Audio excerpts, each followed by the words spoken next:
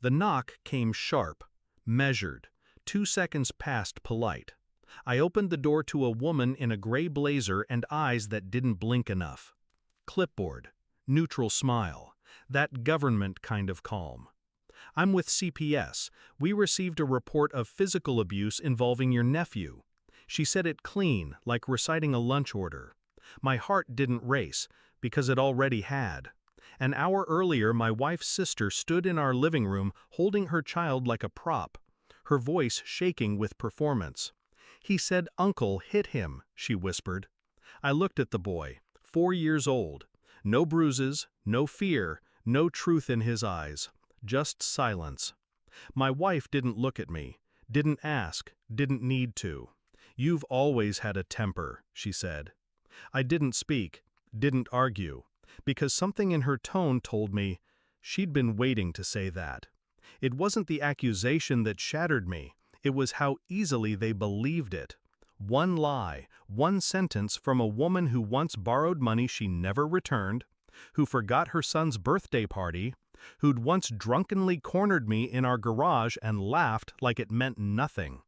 But none of that mattered now. She had my wife's trust.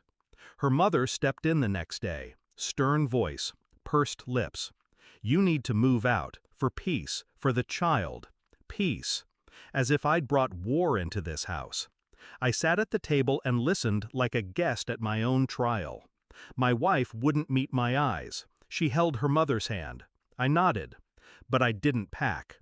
Because the moment she repeated the word temper, I knew this wasn't about the child. This was about something else. Something that had festered too long behind closed conversations and fake smiles. And I wasn't going anywhere. The house had cameras. They forgot that part.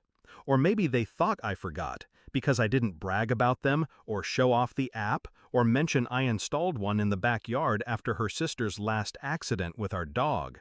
Silent insurance. I spent the night in the guest room, watched the footage.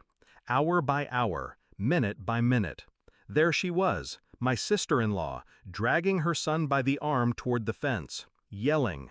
He tripped, fell, scraped his elbow. She paused, looked around. Then, she picked him up, carried him inside, calm now, almost prepared. I copied the footage, clipped the timestamp, backed it up twice. Then I waited. When the CPS investigator returned the next day with her pen poised and expression neutral, I didn't argue. I handed her a flash drive. "I assume you'll want to see this," I said. No emotion, just information. She blinked, took it, and the moment her face changed, I knew I had her. The living room was quiet when I called them in. Wife, mother-in-law, sister-in-law, the boy. All seated, all smug. I pressed play on the TV. No intro, no explanation. Just the footage. Tense silence as the screen showed everything. The yelling, the fall, the silence after, the careful lie forming behind her eyes. My wife's mouth parted, her mother stiffened, but her sister, she didn't blink, until the audio caught her saying, "Just say he hit you, okay? We'll make him go away." That's when the boy looked up, confused, small, and my wife broke. Not into tears, into silence, that kind of silence that chokes the air. I turned off the TV, then looked at my wife. "Still think I have a temper?" She said nothing. I stood, grabbed the duffel bag I'd packed that morning. Not for me. I dropped it at her sister's feet. "You're leaving," I said. Her laugh cracked halfway through.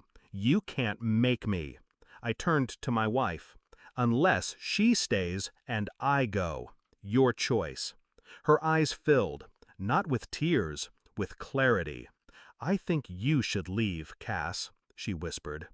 Cass stood slowly, her pride heavy, her lies heavier. She walked out without a word. Her mother didn't argue, because mothers know when the war is lost. As the door shut, I looked at my wife one last time. She tried to speak, but I raised my hand. "You believed her without asking. That was your crime." I didn't raise my voice. I didn't need to. The investigator cleared the case. Apologized even. I told her not to. It's better I know now. My wife tried to rebuild, but she was already standing in ash. I stayed. Not because I forgave her, because sometimes leaving isn't justice. Living with the truth is. Now, every time she walks past the backyard window, she sees that spot near the fence and flinches. She doesn't know I left the camera running. You don't have to hit someone to leave a scar.